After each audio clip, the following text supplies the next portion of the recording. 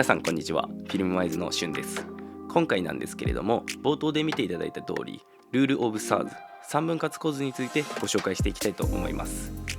3分割構図は動画撮影における基本的な構成法の一つであって、かつすごく基礎的な部分になるので、知っている方が多いんじゃないかなと思うんですけれども、この動画で基礎に振り返るいい機会だと思って、知らない方に関しては動画撮影や写真撮影をする上ですごく知っておいた方がいい大切なルールになりますので、最後まで見ていただけると嬉しいです。映像作品において視覚的な構成は物語を語る上では非常に重要な要素になります。私たちが日常的に目にする映画であったりとか美しい写真には見えないルールが存在していて、その中でも3分割構図は最も基本的でかつ協力的なツールの一つになります。このシンプルながらも効果的なテクニックっていうのを理解して適用することで、皆さんの作品がより一段と引き込まれるものになります。この動画を通じて3分割構図が映像制作においてなぜ重要なのかという点、そしてどのようにしてあなたの作品に取り入れて実践させることができるのかを解説していけたらなと思っております。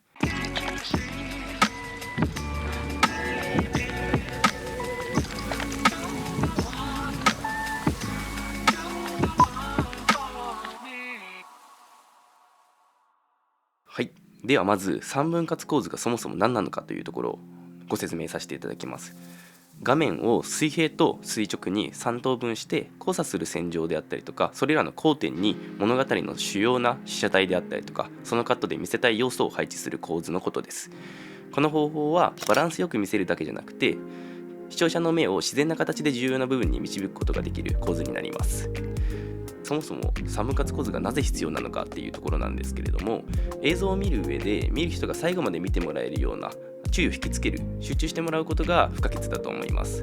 バランスの取れた画面だったりカットっていうのは視覚的に快適で違和感なく見ることができて、物語を効果的に伝えることができます。そういった点ではこの3分割構図を使うことで解決できるのかなと思っています。実際の利用方法について今回は3つのパターンでご説明していけたらなと思います。まず1つ目はポートレート撮影についてです。ポートレート撮影においては被写体の目を3分割構図の線の交差点に合わせることで視覚的な焦点を作り出してカットに深みを与えます。そしてさらに被写体の目線が示す先に空間を設けることで視覚的な流れを作り出すこともできます。これによって視聴者は被写体を見つめる対象であったりとか、その感情に深く共感するようになります。その空間に何を含んでいるのか、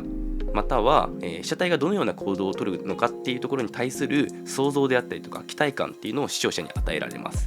写真や映像が単なる瞬間を捉えるだけじゃなくて、その先の物語を想像させることがポイントになってきます。2つ目に風景撮影なんですけれども、風景のカットでは地平線を意識的に画面の上部であったりとか下部の3分割線に合わせることで作品のバランスを取ります。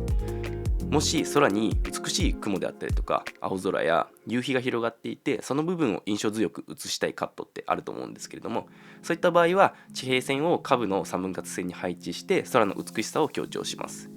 逆に地面に特徴的なテクスチャー、例えば人物が歩いているであったりとか車が走っているなど見せたい対象が地面にある場合は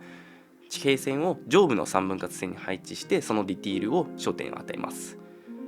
このテクニックを利用して風景のカットをバランスよく見せることができるのかなと思っています。最後に見せたい被写体自体に動きがあるシーンについてです。映像では被写体を画面内に移動する際にその動きの方向をより強調するために3分割構図が用いられます。例えば被写体が画面の左から右側に移動する場合、被写体を左側の縦の3分割線に沿って配置して右側には移動するための空間を多く残します。空けた空間の方に被写体が移動していく期待感を高めることができるので、これによって被写体の動きに自然な流れっていうのが生まれて、視聴者が被写体がどこに向かおうとしているのかっていうのが予想することができるので、ストレスなく気持ちの良い映像を見ることができます。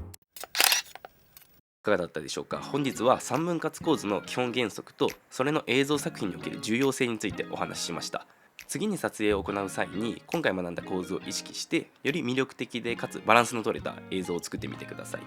そうすることで見る人にとって忘れられない記憶に残るような映像が作ることができると思います。本日もご視聴ありがとうございました。フィルマイズのシュウでした。